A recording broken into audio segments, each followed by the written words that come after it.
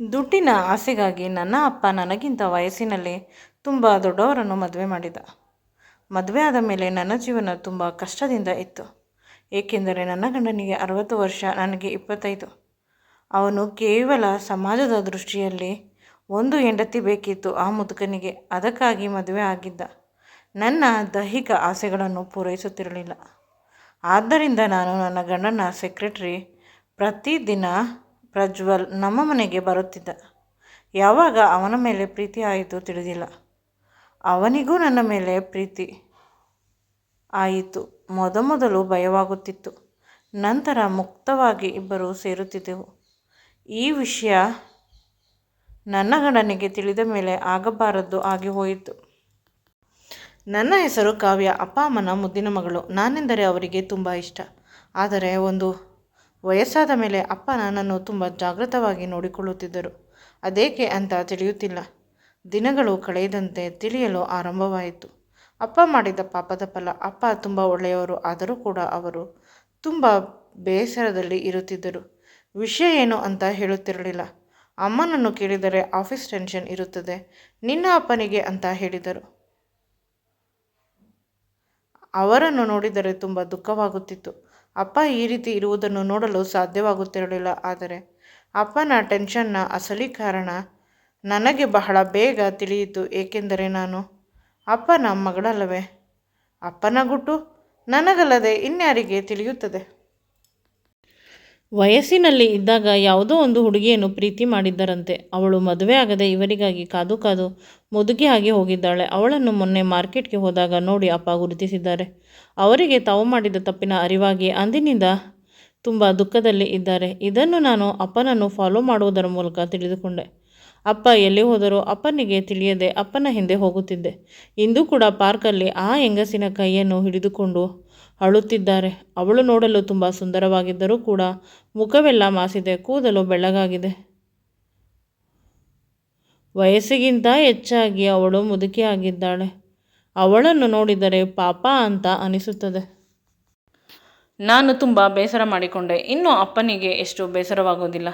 ಅಮ್ಮನಿಗೆ ಹೇಳಬಾರದು ಅಂತ ಮುಚ್ಚಿಟ್ಟೆ. ಅಪ್ಪ ನನ್ನ ಬಳಿ ಹೇಳಿಕೊಂಡು ಅತ್ತರು. ಅವರಿಗೆ ನನ್ನನ್ನು ಬಿಟ್ಟು ಬೇರೆ ಯಾರ ಬಳಿ ಕೂಡ ಹೇಳಲು ಸಾಧ್ಯವಿಲ್ಲ. ದಿನಗಳು ಕಳೆದಂತೆ ನಾನು ಇದನ್ನು ಮರೆತೆ. ಆದರೆ ಅಪ್ಪ ಅವಳ ಜೊತೆ ಸಂಬಂಧವನ್ನು ಜಾಸ್ತಿ ಮಾಡಿಕೊಂಡರು.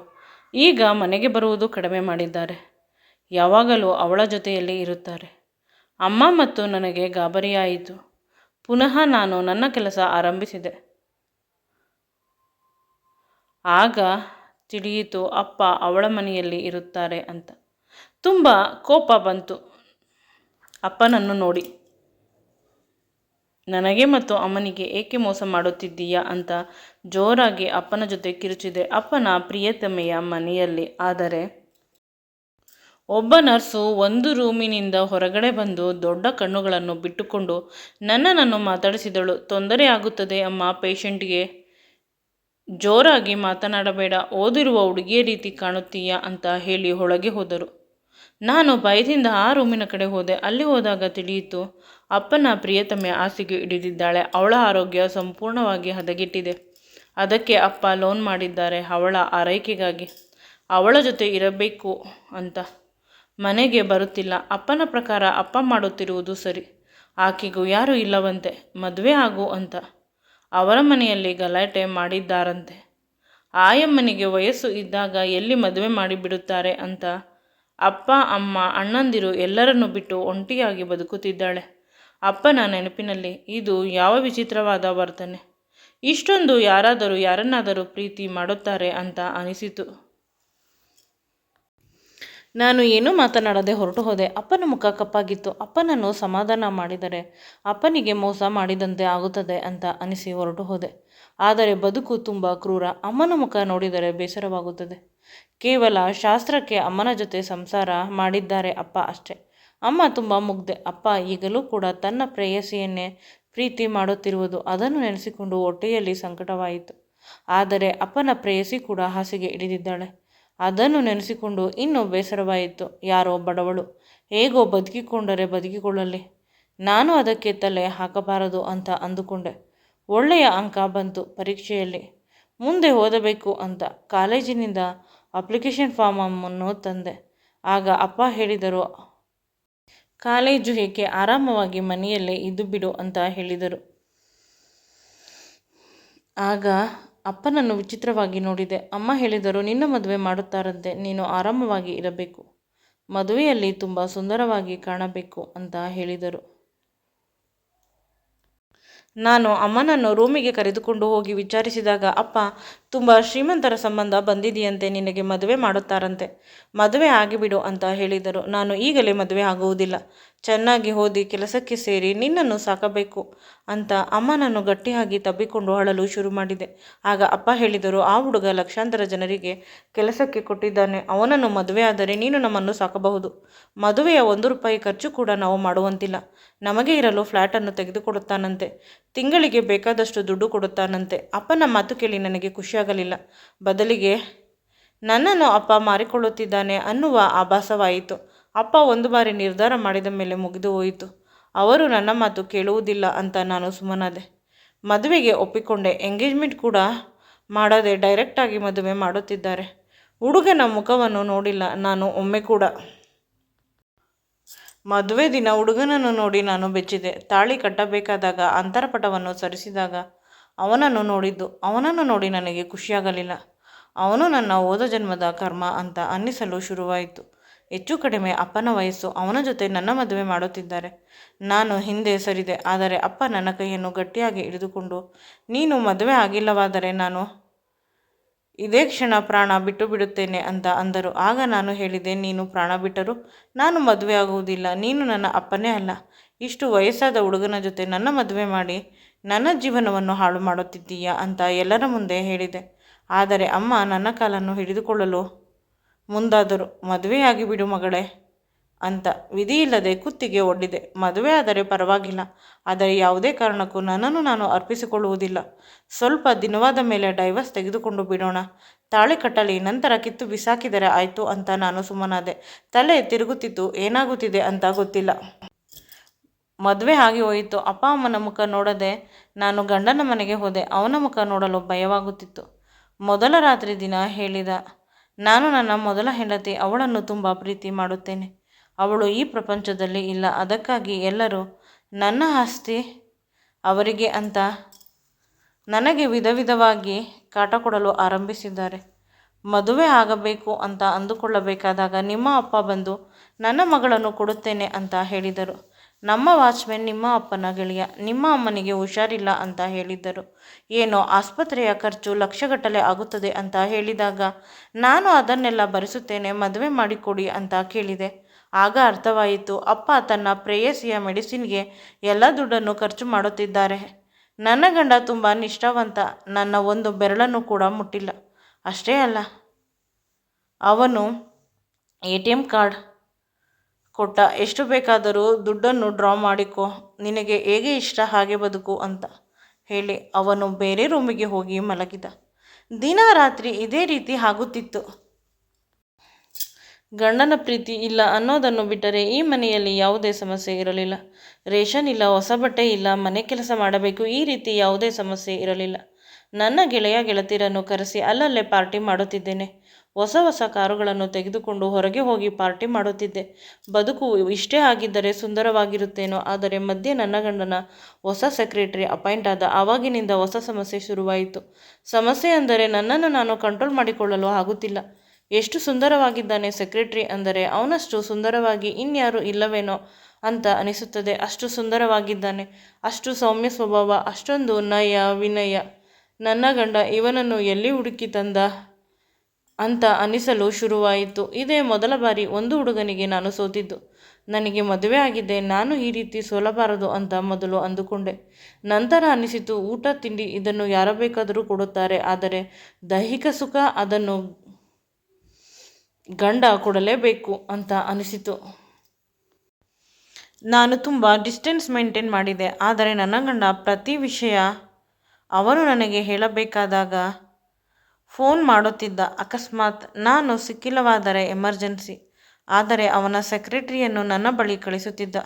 ಸ್ನಾನ ಮಾಡಿ ಬಂದಿದ್ದೇನೆ ಬಾತ್ರೂಮಿನಿಂದ, ಬಾತ್ರೂಮಿನ ಬಟ್ಟೆಯಲ್ಲಿ ಇದ್ದೇನೆ ಅಷ್ಟೇ. ಮೇಡಮ್, ಸರ್ ಒಂದು ಇಂಪಾರ್ಟೆಂಟ್ ಲೆಟರ್ ಕೊಟ್ಟಿದ್ದಾರೆ ನಿಮಗೆ ಅಂತ. ನಾನು ಅವನನ್ನು ಹೊರಗೆ ಬರಲು ಹೇಳಿದ್ದೆ. ಅವನು ಒಳಗೆ ಬಂದ.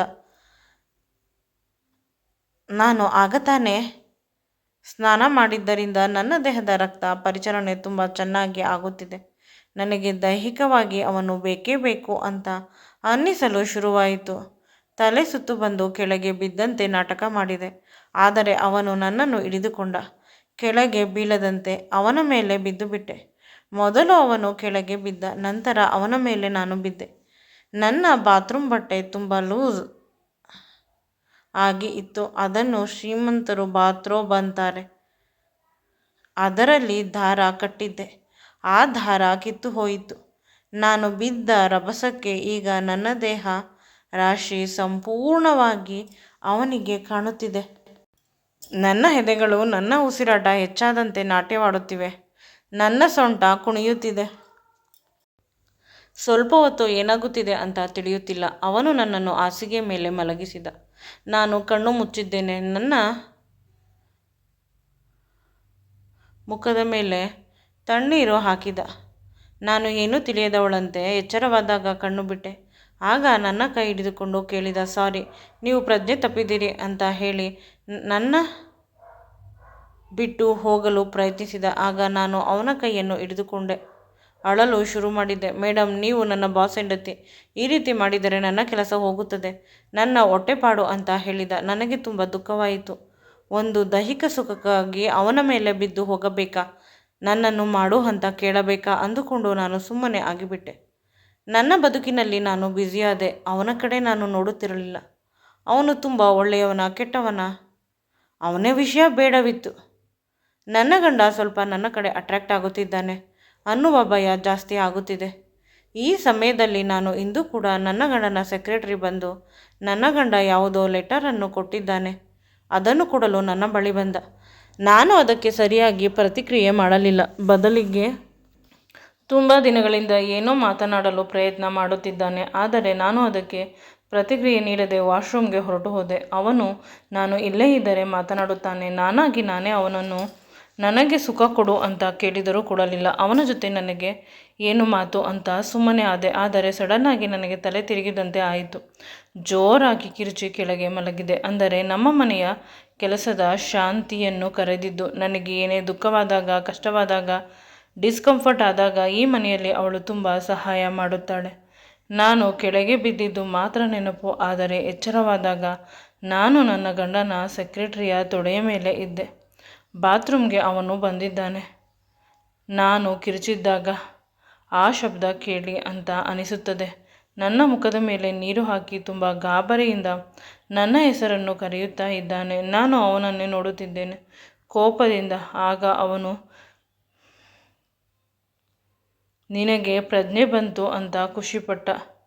ನನ್ನ ಹಣೆಯ ಮೇಲೆ ಮುತ್ತು ಕೊಟ್ಟ. ಆದರೆ ಈ ಸಂದರ್ಭದಲ್ಲಿ ನನ್ನ ಮೈ ಮೇಲೆ ಸರಿಯಾದ ಬಟ್ಟೆ ಇರಲಿಲ್ಲ. ಆದರೆ ಇಬ್ಬರಿಗೂ ಅದರ ಅರಿವು ಇಲ್ಲ. ನನ್ನನ್ನು ಮೇಲೆ ಹೇಳಿಸಲು ಪ್ರಯತ್ನಿಸುತ್ತಿದ್ದಾನೆ. ಆದರೆ ನಾನು ಕೇಳುತ್ತಿಲ್ಲ.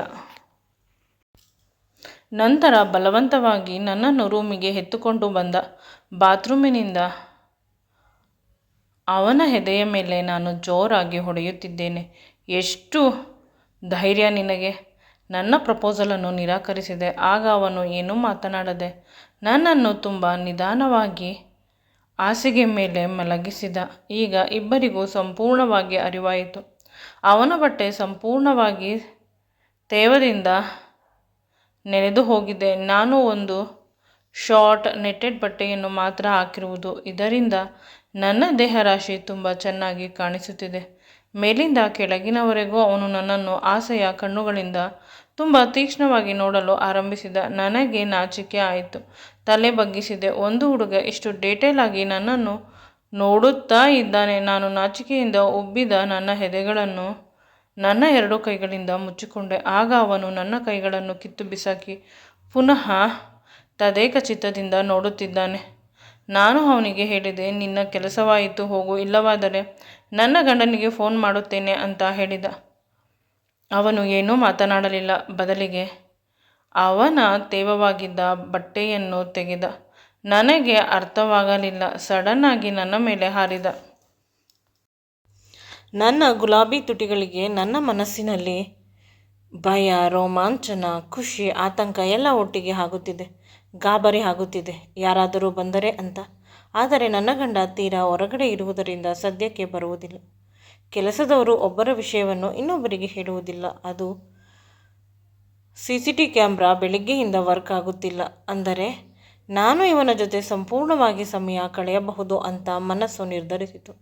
ಅವನು ನನ್ನ ಅದರಗಳನ್ನು ಸವಿಯುತ್ತಾ ಇರಬೇಕಾದಾಗ ನಾನು ನನ್ನ 2 ಕೈಗಳನ್ನು ಅವನ ಬೆನ್ನಿನ ಮೇಲೆ ಹಿಡಿದುಕೊಂಡು ರಂಗವಲ್ಲಿಯ ರೀತಿ ಆಟ ಆಡಿಸುತ್ತಿದ್ದೇನೆ. ಅವನಿಗೆ ಕಚಗುಳಿ ಕೊಡುತ್ತಿದ್ದೇನೆ.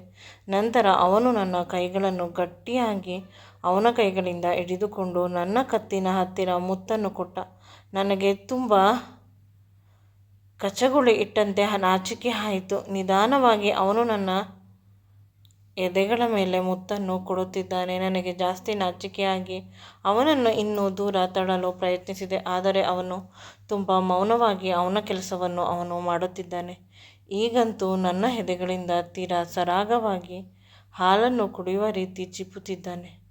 ನನ್ನ ಕೈಗಳನ್ನು ಗಟ್ಟಿಯಾಗಿ ಹಿಡಿದುಕೊಂಡಿದ್ದಾನೆ. ಅವನ ಪ್ರೀತಿಗೆ ನಾನು ಸೋತೆ.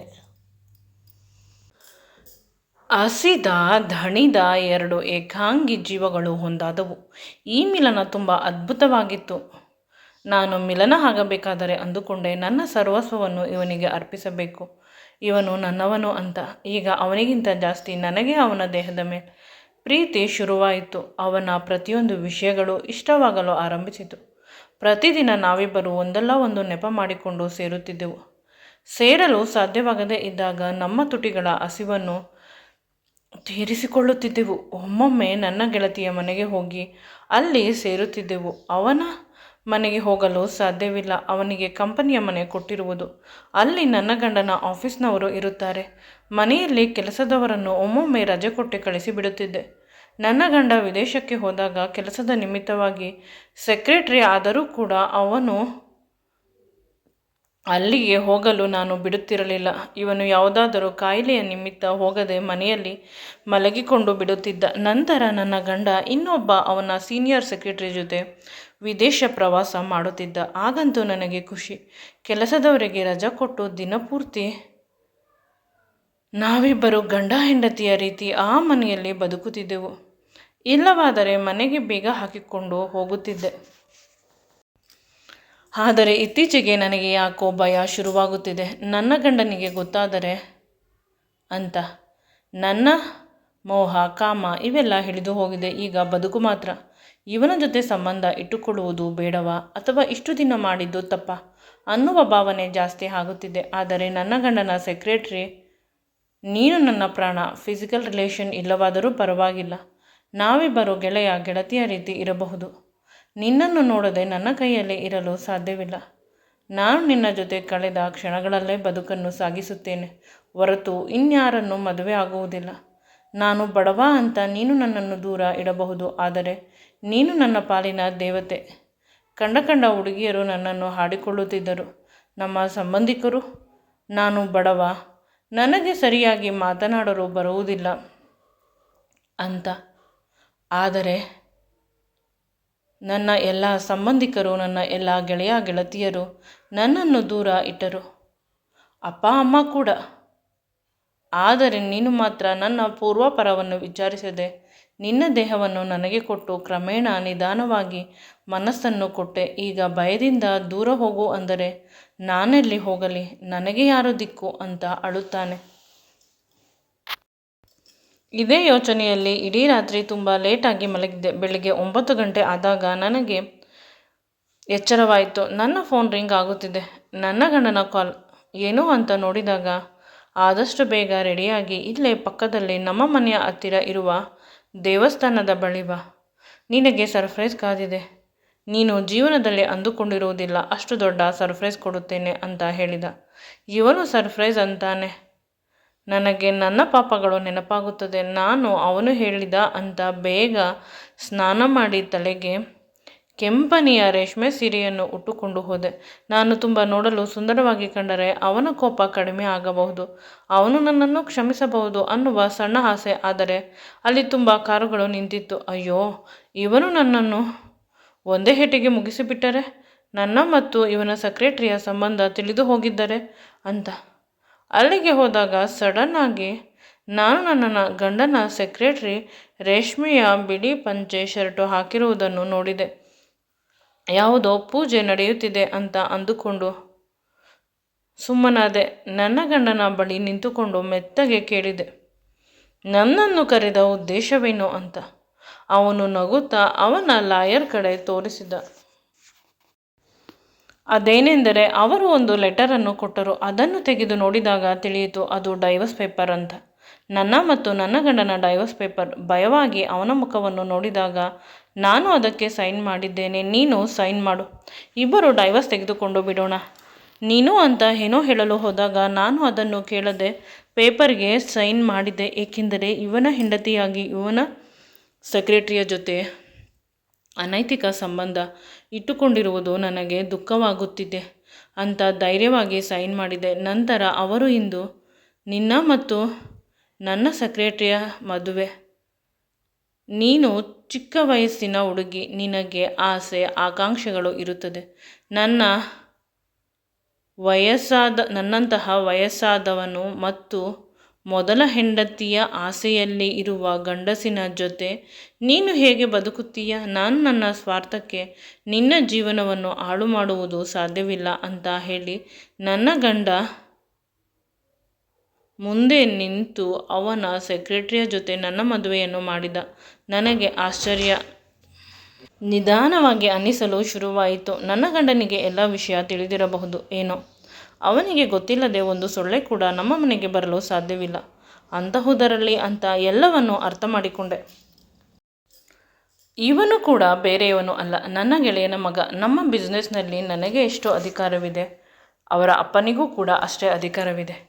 ನನಗೆ ಕಷ್ಟವಿದ್ದಾಗ ಅವರೇ ಹಣದ ಸಹಾಯ ಮಾಡಿದ್ದು. ಆದ್ದರಿಂದ ಈ ದೇಶದಲ್ಲಿ ಇರುವ ಎಲ್ಲ ಆಸ್ತಿಯನ್ನು ಅವನ ಮತ್ತು ನಿನ್ನ ಹೆಸರಿಗೆ ಬರೆದು ಬಿಟ್ಟಿದ್ದೇನೆ ಅಂತ ಹೇಳಿದಾಗ ಲಾಯರ್ ಆಸ್ತಿ ಪತ್ರವನ್ನು ನನ್ನ ಮತ್ತು ನನ್ನ ಹೊಸ ಗಂಡನ ಕೈಗೆ ಕೊಟ್ಟ. ಅದನ್ನು ನೋಡಿ ನಾನು ಅಳಲು ಶುರು ಮಾಡಿದೆ. ಎಲ್ಲವನ್ನು ನಮ್ಮ ಹೆಸರಿಗೆ ಬರೆದರೆ ನೀವು ಅಂತ ಹೇಳಿದಾಗ ನನಗೆ ಫ್ಲೈಟ್ಗೆ ಟೈಮ್ ಆಗುತ್ತದೆ. ನಾನು ಇನ್ನು ವಿದೇಶದಲ್ಲೇ ಇರುವುದು. ಇಲ್ಲೇ ಇದ್ದರೆ ಸಂಬಂಧಿಕರು ನಮ್ಮನ್ನು ತಿಂದು ತೇಗುತ್ತಾರೆ. ಇಷ್ಟು ದಿನ ನೀನು ಇರುವ ಮನೆ ಅದು ನಿನ್ನದೇ, ನೆಮ್ಮದಿಯಾಗಿ ಇರು ಅಂತ ಹೇಳಿದ. ಆಗ ನಾನು ಅವರ ಕಾಲನ್ನು ಹಿಡಿದುಕೊಂಡು, ನಿಮ್ಮಂಥ ಒಳ್ಳೆ ಮನಸ್ಸಿಗೆ ನಾನು ಮೋಸ ಮಾಡಿದ್ದೆ. ನಾನು ಮದುವೆ ಆಗುವುದಕ್ಕಿಂತ ಮುಂಚೆ ನಿಮ್ಮನ್ನು ಬೈದಿದ್ದೆ. ಆದರೆ ಈಗ ಈ ಮದುವೆ ಆಗಿರುವ ನಿಮ್ಮ ಸೆಕ್ರೆಟರಿ ಅಂದರೆ ನಿಮ್ಮ ಗೆಳೆಯನ ಮಗನ ಜೊತೆ ಅಂತ ಏನೋ ಹೇಳಲು ಹೋದಾಗ ಅವರು ಹೇಳುತ್ತಾರೆ, ನನಗೆ ಎಲ್ಲ ಗೊತ್ತು, ನಿಮ್ಮಿಬ್ಬರ ಮಧ್ಯೆ ಒಂದು ಒಳ್ಳೆಯ ಸಂಬಂಧ ಏರ್ಪಡಲಿ ಅಂತ ಅವನನ್ನು ನಾನು ಸೆಕ್ರೆಟರಿ ಮಾಡಿಕೊಂಡು ಪ್ರತಿ ಕೆಲಸಕ್ಕೂ ನಿನ್ನ ಬಳಿ ಕಳಿಸುತ್ತಾ ಇದ್ದೆ. ನಿಮ್ಮಿಬ್ಬರ ಮದುವೆ ಮಾಡುವ ಉದ್ದೇಶ ನನಗೆ ಮೊದಲಿನಿಂದಲೂ ಇತ್ತು ಅಂತ ಹೇಳಿ ನಮ್ಮಿಬ್ಬರಿಗೆ ಆಶೀರ್ವಾದ ಮಾಡಿ ಅವರು ಹೊರಟು ಹೋದರು. ನಾನು ಅಳುತ್ತಾ ನಿಂತಿದ್ದೆ. ಆಗ ನನ್ನ ಗಂಡ ಬಂದು ನನ್ನ ಕೈಯನ್ನು ಹಿಡಿದುಕೊಂಡ. ಆಗುವುದೆಲ್ಲ ಒಳ್ಳೆಯದಕ್ಕೆ ಯೋಚಿಸಬೇಡ ಅಂತ ಹೇಳಿದ. ನನಗೆ ದುಃಖ ತಡೆದುಕೊಳ್ಳಲಾರದೆ ಅವನನ್ನು ಗಟ್ಟಿಯಾಗಿ ತಬ್ಬಿಕೊಂಡೆ. ನಾನು ಮುದುಕ, ಇವನು ಸರಿಯಿಲ್ಲ, ದುಡ್ಡಿನ ಮದ ಅಂತ ನನ್ನ ಮೊದಲ ಗಂಡನನ್ನು ಮದುವೆಯಾದ ಹೊಸದರಲ್ಲಿ ತುಂಬ ಬೈಯುತ್ತಿದ್ದೆ. ಆ ಮುದುಕ, ಆ ದುಡ್ಡಿನ ಮದದಲ್ಲಿ ಇರುವ ಮನುಷ್ಯನೇ ಇಂದು ನನಗೆ ಒಂದು ಸುಂದರವಾದ ಹುಡುಗನ ಜೊತೆ ಮದುವೆ ಮಾಡಿ ನನ್ನ ಬದುಕನ್ನು ಕಟ್ಟಿದ. ಮನುಷ್ಯರನ್ನು ಅವರ ವಯಸ್ಸಿನಿಂದ, ಅವರ ನೋಟದಿಂದ, ಅವರ ದೇಹ ಸೌಂದರ್ಯದಿಂದ ಮತ್ತು ಅವರ ದುಡ್ಡಿನಿಂದ ಅಳೆಯಬಾರದು ಅನ್ನುವ ಬುದ್ಧಿ ಬಂತು. ನಾನು ಪ್ರೀತಿಸಿದ್ದು ನನ್ನ ಗಂಡನ ಸೆಕ್ರೆಟರಿಯನ್ನು ಮೊದಲು ಮತ್ತು ಕೊನೆಯ ಪ್ರೀತಿ ಅದು. ಈಗ ಅವನನ್ನೇ ಮದುವೆ ಆಗಿದ್ದೇನೆ. ವಿಧಿ ನನ್ನ ವಿಷಯದಲ್ಲಿ ಪ್ರತಿ ಹೆಜ್ಜೆಯಲ್ಲಿ ಒಳ್ಳೆಯದೇ ಮಾಡಿದೆ. ಆದರೆ ನನಗೆ ಅರ್ಥ ಆಗಲು ಇಷ್ಟು ಸಮಯ ಬೇಕಾಯಿತು ಅಂತ ಅನಿಸಿತು. ನಾವಿಬ್ಬರು ಕೈಕೈಯನ್ನು ಹಿಡಿದುಕೊಂಡು ಮನೆಯ ಕಡೆ ನಡೆದೆವು. ಮುಂದೆ ಒಂದು ಸುಂದರವಾದ ಭವಿಷ್ಯವಿದೆ ಅನ್ನುವ ಕನಸನ್ನು ಕಟ್ಟಿಕೊಂಡೆವು. ಮುಂದೆ ಈ ವಿಡಿಯೋ ನಿಮಗೆ ಇಷ್ಟವಾಗಿದ್ದಲ್ಲಿ ದಯವಿಟ್ಟು ನನ್ನ ಚಾನಲನ್ನು ಲೈಕ್ ಮಾಡಿ, ಶೇರ್ ಮಾಡಿ ಮತ್ತು ಸಬ್ಸ್ಕ್ರೈಬ್ ಮಾಡಿ. Thanks for watching and keep supporting me always.